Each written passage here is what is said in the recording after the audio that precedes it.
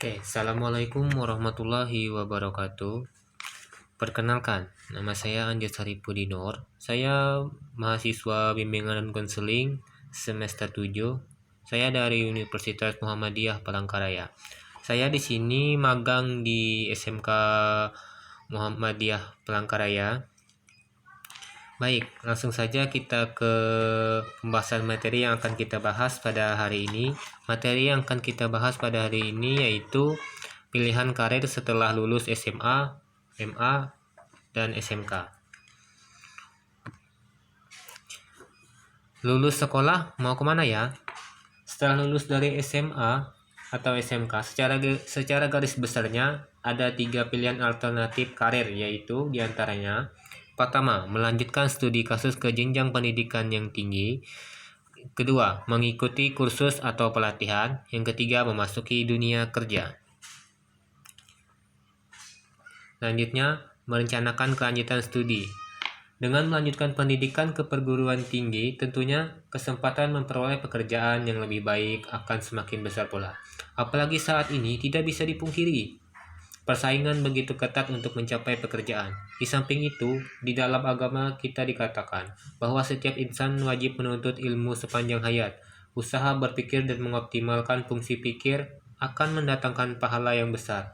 Kemiskinan sangat berisiko besar kepada kekufuran atau melemahnya, hilangnya keimanan. Perguruan tinggi yang tepat bukan berarti yang mahal dan terkenal, namun yang sesuai dengan minat, kemampuan akademis, serta kondisi sosial ekonomi, di samping kredibilitas dari perguruan tinggi yang bersangkutan. Hal yang perlu diperhatikan untuk studi lanjut yaitu diantaranya: yang pertama, status dan akreditasi perguruan tinggi. Yang kedua, jalur jenjang pendidikan dan bentuk perguruan tinggi. Yang ketiga, sistem penerimaan mahasiswa. Yang keempat, perguruan tinggi kedinasan.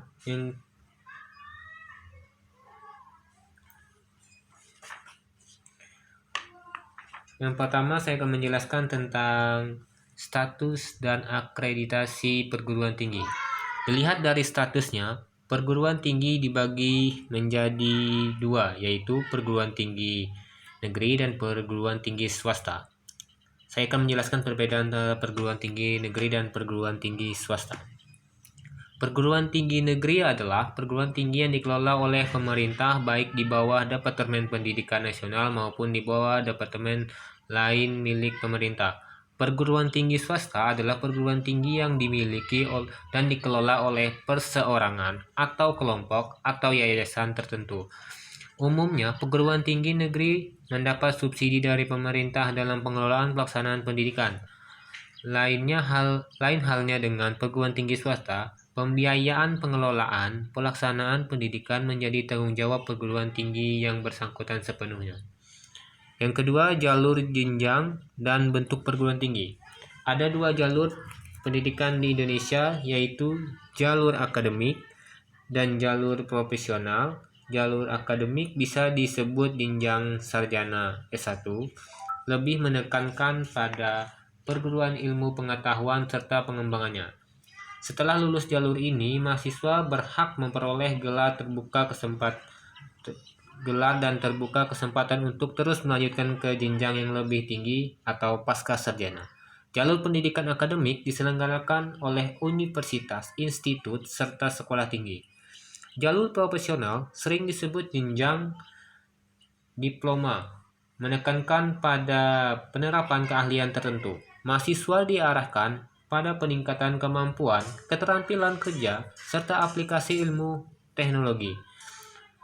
Secara umum, perguruan tinggi di Indonesia dibedakan menjadi 5 jenis, yaitu universitas, institut, sekolah tinggi, akademi, politeknik. Yang ketiga, sistem penerimaan mahasiswa. Sistem penerimaan mahasiswa sini ada 2. Sistem penerimaan mahasiswa baru secara non-tes dan ujian tertulis. Yang keempat, perguruan tinggi kedinasan. Perguruan tinggi kedinasan adalah perguruan tinggi di bawah departemen lain selain Departemen Pendidikan Nasional. Umumnya lulusan perguruan tinggi kedinasan langsung terikat dengan departemen bersangkutan, sehingga banyak yang bisa langsung mendapat pekerjaan tanpa harus tes lagi.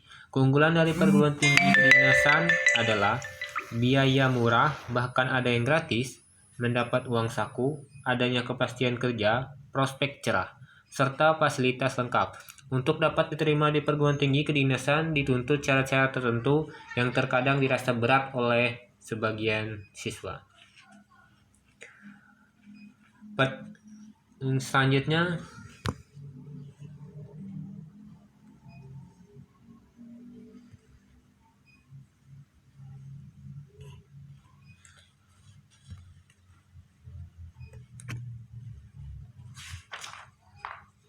Selanjutnya, memasuki lowongan kerja. Mencari lowongan kerja,